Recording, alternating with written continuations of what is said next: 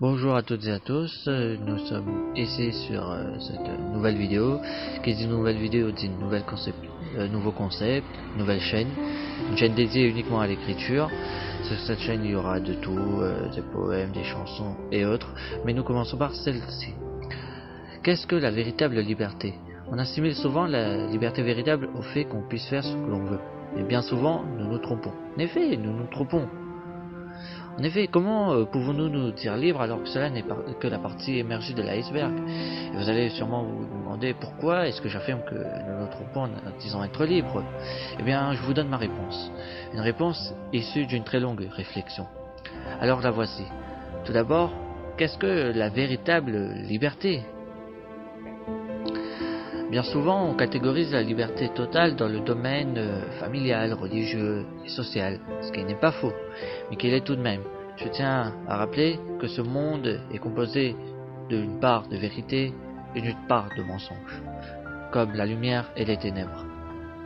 Ce qui est vrai, c'est qu'on est libre dans les trois domaines cités auparavant. Mais ce qui est faux, c'est que cette liberté n'est pas totale. Être libre, c'est être comme le vent, fluide, rapide, vif, limpide et sans obstacle. Total. Cependant, pour l'être humain, avoir accès à cette liberté totale sans aucun attachement religieux, familial, social et terrestre, c'est souvent compliqué. Mais quand je dis compliqué, c'est vraiment... il faut vraiment être prêt. Prêt? Mais prêt à quoi? À quoi il faut-il être prêt? Comme je l'ai dit, c'est compliqué, c'est inconcevable et impossible, car malgré tous nos efforts pour n'avoir aucun attachement particulier, l'être humain a besoin d'avoir cet attachement terrestre et de tisser des liens afin d'avoir un sentiment de contact et d'attention. C'est comme ça que l'être humain fonctionne, c'est ainsi. Alors comment atteindre cette fameuse liberté, me direz-vous? Eh bien en vérité, il n'y a pas de véritable solution.